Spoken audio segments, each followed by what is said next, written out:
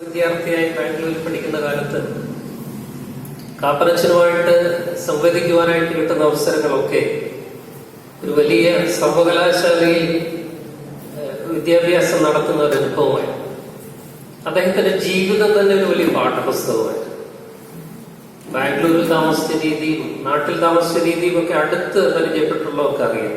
നാട്ടിലായിരുന്നു കളമശ്ശേരിയിൽ താമസിക്കുന്ന ഒരു ഷെഡില്, ചെറിയൊരു ഷെഡ്. ഇത്രയും പ്രസിദ്ധനായ ഒരു തിയോളജിയൻ, അദ്ദേഹം സാധാരണ ജീവിതം നയിച്ച ഒരു വ്യക്തിയായിരുന്നു. ഇന്നത്തെ ദൈവശാസ്ത്രജ്ഞന്മാരിൽ വളരെ വ്യത്യസ്തനാണ് ആ കാര്യത്തിൽ. അദ്ദേഹത്തിന്റെ ജീവിതം കൊണ്ട് തന്നെ ഒരു ഇൻകാർണേഷണൽ ലൈഫ് അദ്ദേഹത്തിന്റെ ജീവിതത്തിന്റെ പ്രത്യേകതയായിരുന്നു. അതുകൊണ്ട് തന്നെ നമ്മളെ ഒത്തിരി സ്വാധീനിക്കുന്ന ഒരു വ്യക്തിത്വം കൂടെയായിരുന്നു അദ്ദേഹം. സ്വന്തം ജീവിതത്തിൽ കൂടി അദ്ദേഹം തിയോളജി നമ്മളിലേക്ക് പ്രസരിപ്പിച്ചിട്ടുണ്ടായിരുന്നു. ഈ എൻവയോൺമെന്റൽ തിയോളജിയുമായിട്ട് ബന്ധിപ്പിച്ച് ഞാൻ എന്റെ പുസ്തകത്തിൽ അത് സൂചിപ്പിക്കുന്നുണ്ട്. എല്ലാവർക്കും അറിയാവുന്നതാണ് ലിങ്ക് വൈറ്റിന്റെ ഒരു തീസിസ്, റിലീജിയസ് റൂട്ട്സ് ഓഫ് എൻവയോൺമെന്റൽ ക്രൈസിസ് എന്നുള്ളത് വളരെ ചർച്ച ചെയ്യപ്പെട്ടതാണ്. അതായത് രണ്ട് ആരോപണങ്ങൾ ഉന്നയിക്കുന്നുണ്ട്. ഒന്ന്, വെസ്റ്റേൺ സയൻസ് ആൻഡ് ടെക്നോളജിയുടെ ഒരു അതീശത്വ ഭാവം ക്യാപിറ്റലിസത്തിന്റെ അകമ്പടിയോടുകൂടി. രണ്ടാമത്, Christian Hebrew anthropocentric understanding of creation. സൃഷ്ടിയെക്കുറിച്ചുള്ള ക്രിസ്ത്യാനികളുടെയും എബ്രായരുടെയും മനുഷ്യകേന്ദ്രീകൃതമായ ചിന്തയും പാശ്ചാത്യ സയൻസ് ആൻഡ് ടെക്നോളജിയുടെ അതീശത്വവുമാണ് എൻവയോൺമെന്റലിസത്തിന്റെ ഏറ്റവും വലിയ മൂലകാരണം എന്ന് ലിൻവൈറ്റ് പറഞ്ഞത്. പക്ഷെ അദ്ദേഹം പറഞ്ഞതിന് മുമ്പ് കാപ്പനച്ചൻ പറഞ്ഞത് അതാണ് ഇക്കോ ഫെമിനിസ്റ്റ് തിയോളജിയിൽ അദ്ദേഹം പറയാനായിട്ട് ശ്രമിച്ചത്. അതുകൊണ്ട് തന്നെ ഇന്ത്യയിലെ ദൈവശാസ്ത്രജ്ഞന്മാരിൽ ഒരു വിഷണറി തിയോളജിയനായിട്ട് കാണാവുന്ന വളരെ ചുരുക്കം പേര്, എം.എം. തോമസ് സാറിനെയൊക്കെ എനിക്ക് ഒത്തിരി ആദരവുണ്ട്. പക്ഷെ അദ്ദേഹം ഒരിക്കലും ഒരു വിഷണറി തിയോളജിയനായിരുന്നു എന്ന് ഞാൻ വിശ്വസിക്കുന്നത്. He was more of an interpreter. ഇ.എം.എസിനെ പോലെ. ഇ.എം.എസ് മാർക്സിസം ഇന്റർപ്രറ്റ് ചെയ്തതാണ്, ഒറിജിനലായിട്ടൊന്നും അദ്ദേഹം സംഭാവന ചെയ്തിട്ട് എന്നാണ് എൻ്റെ ഒരു റീഡിങ്. തർക്കമുള്ളവർ കാണാം. അതുപോലെ എം.എം.ടിയെ പോലുള്ളവര് പാശ്ചാത്യ ദൈവശാസ്ത്രത്തെയും ഫെമിനിസ്റ്റ് ദൈവശാസ്ത്രത്തെയും ഇന്റർപ്രറ്റ് ചെയ്യാൻ ശ്രമിച്ചവരാണ് ഇന്ത്യൻ പശ്ചാത്തലത്തിൽ. പക്ഷെ ഒറിജിനലായിട്ട് കോൺട്രിബ്യൂട്ട് ചെയ്ത ഒരു വിഷണറി തിങ്കിങ് ഉള്ള ഒരു ദൈവശാസ്ത്രജ്ഞനായിരുന്നു. പെട്ടെന്ന് 2-3 പേരുടെ മനസ്സാണ് ആ തലത്തിൽ എൻ്റെ മനസ്സിലേക്ക് വന്നത്. പൗലോസ് മാർ ഗ്രിഗോറിയോസ് ബിഷപ്പാണ്, 2 കാപ്പനച്ചനാണ്, 3 AP നിർമ്മൽ. അദ്ദേഹം വളരെ വിഷണറി ആയിട്ട് തിങ്ക് ചെയ്ത ആളാണ്. വേറെ ആളുകൾ കാണും, പക്ഷെ വളരെ ചുരുക്കം ദാർശനിക നാളത്തെക്കുറിച്ച്, വളരെ ദൂരത്തെക്കുറിച്ച് ചിന്തിക്കുകയും അത് വളരെ നേരത്തെ ചിന്തിക്കുവാൻ കഴിയുകയും ചെയ്ത ഒരു വിഷണറി തിങ്കർ എന്ന നിലയിൽ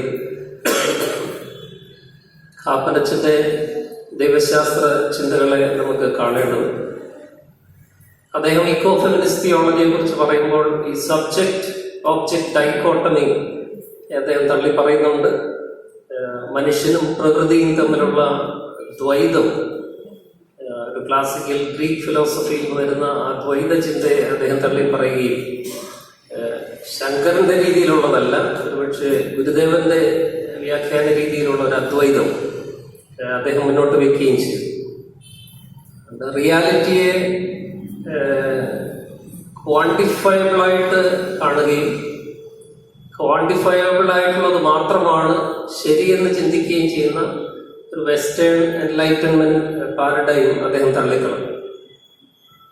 അതിന് പകരം ഒരു ഈസ്റ്റേൺ സ്പിരിച്വാലിറ്റിയെ അദ്ദേഹം മുന്നോട്ട് വയ്ക്കുകയും ചെയ്തിട്ടുണ്ട്. അതുകൊണ്ട് തന്നെ ക്രിസ്ത്യൻ തിയോളജിയിൽ അദ്ദേഹം ഒരു ചലഞ്ചായിട്ട് ആ കാലത്ത്, എത്രയോ വർഷങ്ങൾക്ക് മുമ്പാണ്, ഞാൻ പറഞ്ഞില്ല, ഞാനിത് ചെയ്യാൻ ശ്രമിക്കുമ്പോൾ പലരും എന്നെ വിമർശിച്ചിട്ടുണ്ട്. ഒരു വിമോചന ദൈവശാസ്ത്രജ്ഞന് as a student of liberation theology, how can you talk about ecology because it's too elitist? It's a Western concept. We cannot afford to discuss ecological issues because we have issues like poverty and the economic injustice. അതിനെയൊക്കെ dilute ചെയ്യാനേ ഇത് ഉപകരിക്കുള്ളൂ എന്ന് വിമർശിച്ച്, അതുകൊണ്ട് തന്നെ എൻ്റെ ശ്രമം ഹിസ്റ്റോറിക്കലാണെന്ന് വിമർശിച്ച ആളുകളാണ്. പക്ഷെ അവരൊക്കെ അന്ന് പറഞ്ഞ വിമർശനം തെറ്റായിരുന്നുവെന്ന് ഇന്നത്തെ കാലം തന്നെ തെളിയിച്ചിട്ടുണ്ട്. ഇത്രയും വർഷങ്ങൾക്ക് മുമ്പ് കാപ്പനച്ചൻ എനിക്ക് തന്ന ആ ദർശനം, ആ വഴി ഞാൻ സഞ്ചരിച്ചത് ശരിയായിരുന്നുവെന്ന് ഈ കാലം തെളിയിക്കുന്നുണ്ട് എന്നുള്ളതാണ് അതിൻ്റെ ഏറ്റവും വലിയ സാക്ഷ്യമാണ്, ഏറ്റവും വലിയ തെളിവാണ് പ്രിയപ്പെട്ട തങ്കച്ചന്റെ ഇന്നത്തെ ടെസ്റ്റിമണി എന്ന് ഞാൻ വിശ്വസിക്കുകയും ചെയ്യും. കാപ്പനച്ചന്റെ ലാംഗ്വേജിൽ പറഞ്ഞാൽ the challenge was to rediscover the divine within the nature. അതാണ് ഭൂമി സൂക്തത്തിലൊക്കെ നമ്മൾ ശ്രമിച്ചത്. ഈ പ്രകൃതിക്കുള്ളിൽ ദൈവത്തെ കാണുവാനും പ്രകൃതിക്കുള്ളിലുള്ള ദൈവത്തിന്റെ സ്ത്രൈണതയെ, ഫെമിനിൻ ഇമേജ് ഓഫ് ഗോഡ്, അതിനെ റീഡിസ്കവർ ചെയ്യുവാനുമുള്ള ഒരു വലിയ ചലഞ്ചാണ് കാപ്പനച്ചൻ കേറി സൊസൈറ്റി നൽകിയ അഡ്രസ്സിലും പിന്നീട് അദ്ദേഹത്തിന്റെ എഴുത്തുകളിലുമൊക്കെ എന്നെ പ്രത്യേകമായിട്ട് ചലഞ്ച്. അതുവരെയുള്ള എൻ്റെ ലിബറേഷൻ തിയോളജി വളരെ പാട്രിയാർക്കലായിരുന്നു. അവിടെ സ്ത്രീകളുടെ പ്രശ്നമൊന്നും, we always talked about the poor, the poor in a very elastic sense, very generalized sense, economically poor.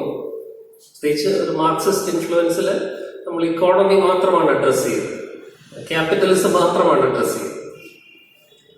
അതുപോരാ എന്ന് ആദ്യമായിട്ട് എന്നെ ബോധ്യപ്പെടുത്തിയത് കാപ്പനച്ചനാണ്. വളരെ പ്രയാസമായിരുന്നു ആ ഒരു തടവറയിൽ നിന്ന് വിമോചിക്കപ്പെടുവാനായിട്ട്. കാരണം നമുക്കറിയാം മാർക്സിസത്തിന്റെ സ്വാധീനം, once you are influenced by Marxism, it's not easy to come out of. അതിന്റെ പുറത്തു വരണമെന്നല്ല പറയുന്നത്, പക്ഷെ അതിന്റെ തടവറയിൽ നിന്ന് മോചിതരാകുവാനായിട്ട് നമുക്ക് പ്രയാസമാണ്. അതിനെന്നെ പ്രേരിപ്പിച്ചത് കാപ്പനച്ചനാണ്. മാർക്സിസത്തിന് ഉൾപ്പെടെ, അന്നത്തെ ലിബറേഷൻ തിയോളജിക്ക് ഉൾപ്പെടെ ഉണ്ടായിരുന്ന ചില ലാക്യൂണ എന്ന് പറയുന്നത് ഈ ഒരു പേട്രിയാർക്കൽ പെർസ്പെക്റ്റീവാണ്. സ്ത്രീകളുടെ പ്രശ്നത്തെ സെക്കൻഡറി ആയിട്ട് കാണുക. നമ്മുടെ ഇന്ത്യയിലേക്ക് വരുമ്പോൾ ജാതിയുടെ പ്രശ്നങ്ങളിലേക്കൊക്കെ വരും. അതുകൊണ്ട് ഒരു ഡീപാട്രിയാർക്കലൈസേഷൻ അദ്ദേഹം മുന്നോട്ട് വെച്ചൊരു കോൺസെപ്റ്റാണ്. Even the image of God, ദൈവത്തിന്റെ പ്രതിരൂപത്തെ തന്നെ ഈ ആൺകോയ്മയിൽ നിന്ന് വിമോചിപ്പിക്കുക എന്നുള്ള ഒരു വലിയ സന്ദേശം അദ്ദേഹം നൽകിയിട്ടുണ്ട്. നമുക്കറിയാം അച്ഛൻ്റെ ഒരുപക്ഷെ ഏറ്റവും പ്രധാനപ്പെട്ട സംഭാവനകളിൽ ഒന്ന്, നമുക്കൊക്കെ മാർക്സിസത്തെ ഒരു പ്രത്യേക രീതിയിൽ പരിചയപ്പെടുത്തി എന്നുള്ളതാണ്.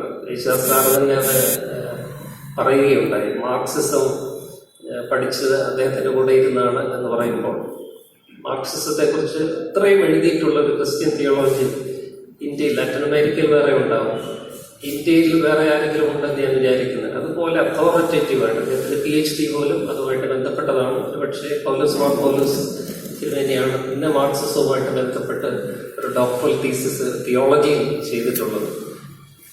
അതുകൊണ്ട് യേശുവിനെയും മാർക്സിനെയും ചേർത്ത് വെച്ച് ഒരു ദൈവശാസ്ത്ര ചിന്താപദ്ധതിക്ക് ലിബറേഷൻ തിയോളജിയുടെ ഫ്രെയിംവർക്ക്, ഞാൻ ആദ്യമേ സൂചിപ്പിച്ചല്ലോ, ലാറ്റിൻ അമേരിക്കൻ ലിബറേഷൻ തിയോളജിയെ ഇന്ത്യയിൽ ഇൻട്രൊഡ്യൂസ് ചെയ്തതും പോപ്പുലറൈസ് ചെയ്തതുമായുള്ള പ്രധാനപ്പെട്ട ചിന്തകരിൽ ഒരാൾ കാപ്പനച്ചനായിരുന്നു.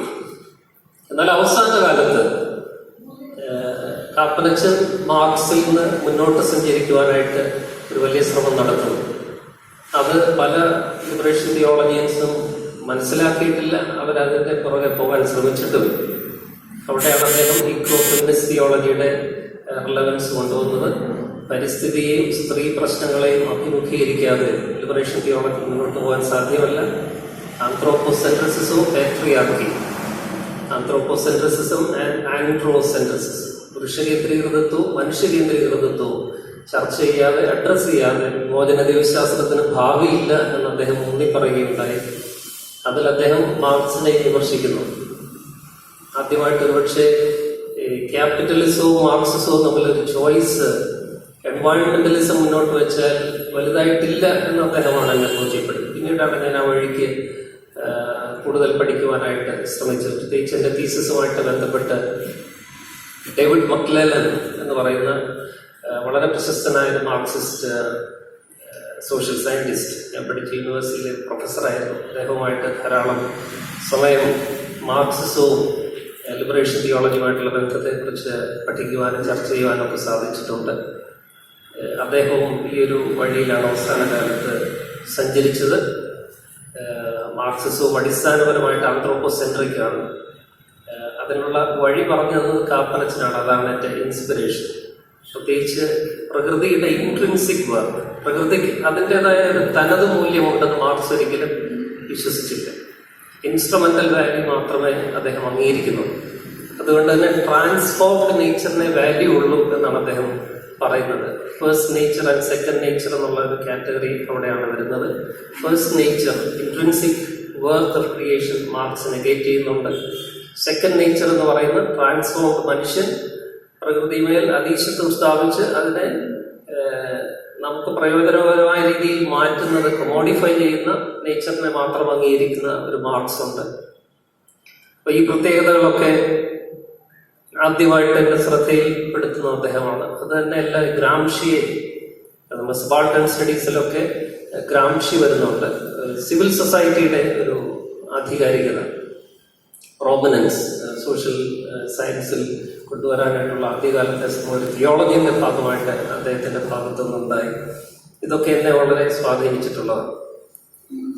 ഇന്നത്തെ ഇടതുപക്ഷത്തിന്റെ ഒരു കാലത്ത് കാപ്പനച്ചന്റെ ഒരു പ്രസൻസ് ഉണ്ടായിരുന്നെങ്കിൽ എന്ന് ഞാൻ പലപ്പോഴും ആഗ്രഹിക്കുകയാണ്. നമുക്കറിയാം, നാം ഇന്ന് ജീവിക്കുന്ന കേരളത്തിലെ ചുറ്റുപാടിൽ ഇടതുപക്ഷത്തെ വിമർശിക്കുവാൻ ഗട്ട്സ് ഉള്ള സാംസ്കാരിക നേതാക്കന്മാരില്ലെന്ന് തന്നെ പറയും. ഇവരെല്ലാം അതിന്റെ തടവറയിൽ ഇൻസ്റ്റിറ്റ്യൂഷണലൈസ് ചെയ്ത ഇൻസ്റ്റിറ്റ്യൂഷണൽ ചർച്ച എന്ന് പറയുന്ന പോലെ തന്നെ ഇൻസ്റ്റിറ്റ്യൂഷണലൈസ്ഡ് പാർട്ടിയുണ്ട്. ആ പാർട്ടിയുടെ ഡിക്റ്റേറ്റ്സിനനുസരിച്ചുള്ള അതിനനുസരിച്ച് എഴുതുകയും വരയ്ക്കുകയും ചെയ്യുന്ന സാംസ്കാരിക നേതാക്കന്മാർ മാത്രമുള്ള ഒരു കാലത്ത് കാപ്പനച്ചൻ്റെ ഒരു കുറവ്, ഒരു വലിയ കുറവ് തന്നെയാണ് എന്ന് ഞാൻ വിചാരിക്കും. ഇന്നലെ തന്നെ മാധ്യമങ്ങൾക്ക് ഏർപ്പെടുത്തി വിലക്ക് നോക്കുക ഇടതുപക്ഷ ഗവൺമെന്റിൽ നമ്മൾ പ്രതീക്ഷിക്കുന്നത്. അവിടെയാണ് അച്ഛൻ്റെ നമ്മൾ വീണ്ടും ഓർക്കുന്നത്, ഡിസെന്റ് ഇല്ലാതെ അച്ഛനൊരു മേഴ്സി കാപ്പൻ ഇന്നലെ കുറിച്ച് ഫേസ്ബുക്ക് പോസ്റ്റില് അച്ഛനെ അനുസ്മരിച്ചുകൊണ്ട് പറയുന്ന ആദ്യത്തെ എന്നെ സ്വാധീനിച്ച ആദ്യത്തെ ഡിസെന്റിന്റെ ആ വലിയ മൂല്യം നമുക്കുള്ളിൽ തട്ടുന്ന വിധം നമ്മളെ പഠിപ്പിച്ച ഒരു ഗുരുശ്രേഷ്ഠനാണ് കാപ്പനച്ചൻ. അതുകൊണ്ട് തന്നെ ആധുനിക കാലത്ത് ഇടതുപക്ഷം ജീർണിക്കുന്ന, ആശയപരമായി ജീർണിക്കുന്ന ഒരു കാലത്ത് അച്ഛൻ്റെ പ്രസൻസ് നമുക്ക് മിസ് ചെയ്യുന്നുണ്ട്. അത് നമ്മളെയൊക്കെ ചലഞ്ച് ചെയ്യുമെന്ന് ഞാൻ വിചാരിക്കുകയാണ്. അച്ഛൻ ഒരിക്കലും ചർച്ച്യാനിറ്റിയുടെ ആളായിരുന്നു, ചർച്ച് സെൻട്രിക് ആയിരുന്നു. യേശു ക്രിസ്തുവിനെ ചർച്ചിന്റെ ഫ്രെയിംവർക്കിൽ നിന്ന് പുറത്തു കൊണ്ടുവരാനായിട്ട് ലിബറേഷൻ തിയോളജി കാപ്പനച്ചനെ സംബന്ധിച്ചിടത്തോളം it was also A theology that was seeking to liberate Christ from churchianity. Christianity അല്ല. അതുകൊണ്ടൊരു ക്രിസ്ത്യൻ എന്ന് പറയാൻ പോലും അദ്ദേഹം മടിച്ചു. അദ്ദേഹം എപ്പോഴും പറയുന്നത് more of A disciple of Christ rather than a Christian. Christian എന്ന് പറയുന്നതല്ല എനിക്ക് അഭിമാനം, ഒരു ഡിസൈപ്പിൾ ഓഫ് ക്രൈസ്റ്റ് എന്ന് പറയുന്നതാണ്. കാരണം ക്രിസ്ത്യാനിറ്റി ഇൻസ്റ്റിറ്റ്യൂഷണലൈസ് ചെയ്യപ്പെട്ടു, ചർച്ചും അങ്ങനെ തന്നെ ആയിരിക്കും. അതിന്റെ ഭാഗമായിട്ട് ക്രിസ്തുവിനെ തളച്ചിടാൻ അദ്ദേഹം ഒരിക്കലും ശ്രമിച്ചിട്ടില്ല. അതുകൊണ്ടാണ് ഒരുപക്ഷെ ക്രിസ്ത്യൻ തിയോളജിയിൽ ടെർമിനോളജിക്കൽ വിപ്ലവം സൃഷ്ടിച്ച്, സിംബൽസിന്റെ കാര്യം പറഞ്ഞു, ഈ ടെർമിനോളജി ഉപയോഗിച്ച് വിപ്ലവം സൃഷ്ടിക്കാമെങ്കിൽ അതിലാദ്യം വരുന്ന പേര് കാപ്പനച്ചനാണ്. അദ്ദേഹത്തിന്റെ ഭാഷയിലുള്ള സ്വാധീനം, command over language, both English and Malayalam. പ്രഭാഷണങ്ങൾ കേട്ടുള്ളവർക്ക് ഇംഗ്ലീഷ് സംസാരിച്ചാലും മലയാളം സംസാരിച്ചാലും ഭയങ്കര ഒരു കമാൻഡാണ് ലാംഗ്വേജ്, നമ്മളെ പിടിച്ചിരുത്തുന്ന. അങ്ങനെ പിന്നെ ഒരാളെ ഞാൻ കേട്ട ഗീവർഗീസാണ്. ഇവരുടെ രണ്ടിൻ്റെയും ഒരു ഐക്യം ഭയങ്കരമായിട്ട് എനിക്ക് തോന്നിയിട്ടുണ്ട്. ഉദാഹരണത്തിന് ദി ഹോൾ കോൺസെപ്റ്റ് ഓഫ് അൺഗോഡ്, ദൈവം ഗോഡ് എന്നുള്ളതിൻ്റെ വിപരീതം അല്ല, ദൈവം ഇല്ലാത്ത അവസ്ഥ എന്നല്ല, ഫെയ്ത്ത് അല്ലെങ്കിൽ ലാക്ക് ഓഫ് ഫെയ്ത്ത് എന്നല്ല പറയുന്നത്. ഗോഡിന്റെ വിപരീതം എന്ന് പറയുന്ന അൺഗോഡാണ്, ദൈവത്തിന്റെ വിപരീതം എന്ന് പറയുന്ന അൺഗോഡാണ്. അൺഗോഡ് എന്ന് പറയുന്നത് ഒരു ഡിസ്ട്രക്റ്റീവ് ഇമേജ് ഓഫ് ഗോഡാണ്. ഫെയ്ത്ത് എന്ന് പറയുന്നതിന്റെ വിപരീതം ലാക്ക് ഓഫ് ഫെയ്ത്ത് അല്ല, അതിന്റെ വിപരീതം എന്ന് പറയുന്ന faith that is destroying, that is exploitative, that is dominating. അപ്പൊ അതിനെയൊക്കെ ആ രീതിയിൽ ഡിഫൈൻ ചെയ്യാനും നമ്മുടെ മുമ്പിൽ വരച്ച് കാട്ടുവാനും അദ്ദേഹത്തിന് മാത്രം സാധിക്കുന്ന ഒരു മാജിക്, ലാംഗ്വേജിന്റെ മേഖലയിലുള്ള അദ്ദേഹത്തിന്റെ ഒരു വലിയ മാജിക്, അത് സാധ്യമാകുന്ന വളരെ ചുരുക്കം ദൈവശാസ്ത്രജ്ഞന്മാരെ മാത്രമേ ഞാൻ കണ്ടിട്ടുള്ളൂ. ഞാൻ പറഞ്ഞല്ലോ, വെസ്റ്റേൺ തിയോളജിയുടെ ക്യാപ്റ്റിവിറ്റിയിൽ നിന്ന് യേശുക്രിസ്തുവിനെ വിശ്വാസത്തെ വിമോചിപ്പിച്ച് ഒരു ഈസ്റ്റേൺ ക്രിസ്ത്യാനിറ്റിയുടെ, പ്രത്യേകിച്ച് ഇന്ത്യയുടെ പശ്ചാത്തലത്തിൽ വരുമ്പോൾ ബുദ്ധിസം, അത് വളരെ ഗൗരവമായിട്ട് again another parallel that you can talk about between Paulos Gregorius and Kappen. ബുദ്ധിസത്തിന്റെ ഒരു വലിയ സ്വാധീനം അദ്ദേഹത്തിന്റെ കൃതികളിൽ വളരെ ഗൗരവമായിട്ടുണ്ടായിരുന്നു. അദ്ദേഹം ബാക്ക് ടു നേച്ചർ എന്നുള്ളൊരു വലിയ മുദ്രാവാക്യം മുന്നോട്ട് വെച്ചു.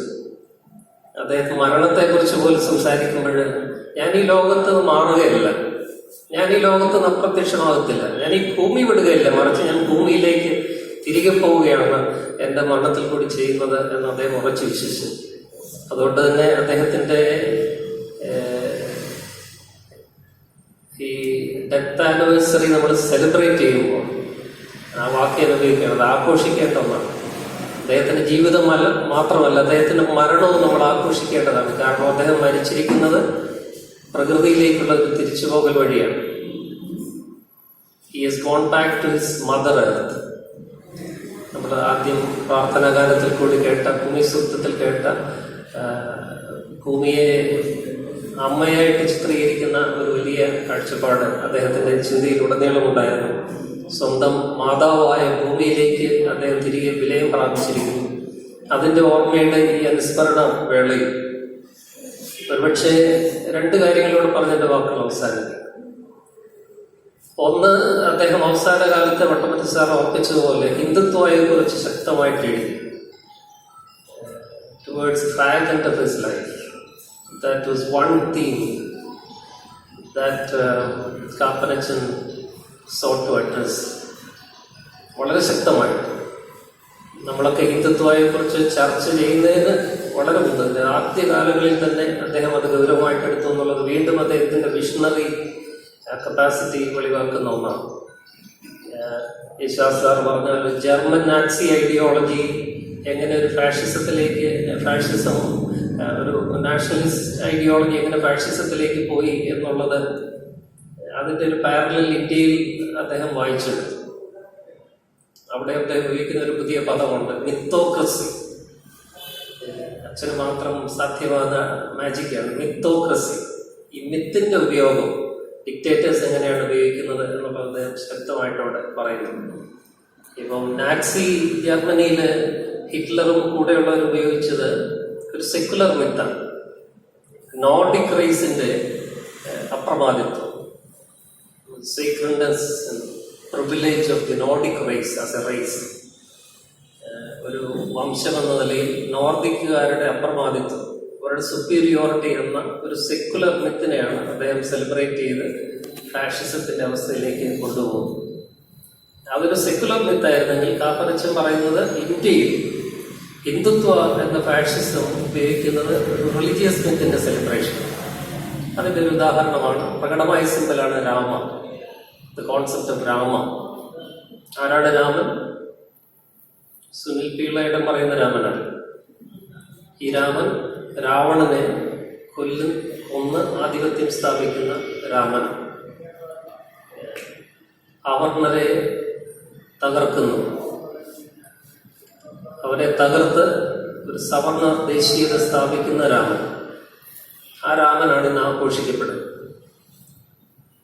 അത് വളരെ കൃത്യമായി ആ കാലത്ത് തന്നെ അച്ഛൻ ഗൗരവത്തോടു കൂടി നമുക്ക് പറഞ്ഞു തന്നു. പക്ഷേ ലിബറേഷൻ തിയോളജി പോലും പുരോഗമന ക്രിസ്ത്യാനികൾ പോലും അത് ഗൗരവമായിട്ട് എടുത്തില്ല. ഇന്ന് ഈ ഘട്ടത്തിലെത്തി നിൽക്കുമ്പോഴും ക്രിസ്തീയ സഭകൾ അതിനെ ഗൗരവമായിട്ട് എടുക്കുന്നുണ്ടോ? ഹിന്ദുത്വ എന്ന ഭീഷണി, ഫാഷിസം എന്ന ഭീഷണിയെക്കുറിച്ച് നമ്മൾ സംസാരിക്കുന്നുണ്ടോ? ഏറ്റവും ഒടുവിൽ ശബരിമല വിഷയത്തിൽ പോലും സാധാരണ ക്രൈസ്തവരുടെ നിലപാട് എവിടെയാണ്, ആരുടെ കൂടെയാണ്? ഈ ചോദ്യങ്ങളൊക്കെ നമ്മൾ ഉന്നയിക്കേണ്ടതുണ്ട്. അതുകൊണ്ട് ഏറ്റവും ആനുകാലികമായി ഇപ്പോൾ നമ്മൾ സജീവമായി ചർച്ച ചെയ്യുന്ന വിഷയത്തെ പോലും അദ്ദേഹം മരിക്കുന്ന ആ നാഴികയിൽ അദ്ദേഹം ഏറ്റവും വലിയ വിഷയമായിട്ട് കണ്ട് അഡ്രസ് ചെയ്തു എന്നുള്ളതാണ് അദ്ദേഹത്തിന്റെ ദാർശനികതയുടെ വലിയ പ്രത്യേകത. കാപ്പനച്ചന്റെ ചിന്താധാരയിൽ എന്തെങ്കിലും കുറവ് കണ്ടെത്തുക എന്ന് പറയുന്നത് ഓൾമോസ്റ്റ് ഇമ്പോസിബിൾ. ഞാൻ അതിൻ്റെ ഒരു മനഃപൂർവ്വമായ വിശ്രമം നടത്തിയാൽ ആർട്ടിഫിഷ്യലാവുമോ എന്നെനിക്ക് അറിഞ്ഞുകൂടാ. എങ്കിൽ പോലും അത് ഒരു ഹിസ്റ്റോറിക്കലായിട്ട് വ്യാഖ്യാനിക്കപ്പെടാമെങ്കിലും പൗലോസ് ഗ്രിഗോറിയോസ് തിരുമേനിയും കാപ്പനച്ചനും പൗലോസ് തിരുമേനിയും ഒക്കെ ഇന്ന് നമ്മൾ വായിക്കുമ്പോൾ അവരുടെ ചിന്തകളിലും എഴുത്തുകളിലും ഒരു കുറവുണ്ടായിരുന്നുവെന്ന് ഞാൻ വിശ്വസിക്കുന്നു. അങ്ങനെ പറയാൻ എനിക്ക് മടിയില്ല. നമ്മളാരെയും വിഗ്രഹങ്ങളാക്കുന്നത്. കാപ്പനച്ചൻ ഒരു ഐക്കണോ ക്ലാസ്സിലായി വിഗ്രഹങ്ങളെ തകർക്കുന്ന ഒരു ചിന്തകനാണ്. അതുകൊണ്ട് അദ്ദേഹത്തിന്റെ ശിഷ്യന്മാരും അങ്ങനെ തന്നെ ആകണം. അച്ഛനെ ഉൾപ്പെടെ വിമർശിക്കുവാനും നമുക്ക് കഴിയും. അച്ഛനെ ഹിന്ദുത്വയെ കുറിച്ച് എഴുതുമ്പോൾ പോലും ജാതിയുടെ പ്രശ്നങ്ങളെ നമ്മൾ ആഗ്രഹിക്കുന്ന ഗൗരവത്തിൽ അദ്ദേഹം പരാമർശിച്ച് കണ്ടില്ല എന്നതെന്റെ വളരെ പരിമിതമായ വായനയിൽ എനിക്ക് സ്ട്രൈക്ക് ചെയ്ത ഒരു കാര്യമാണ്.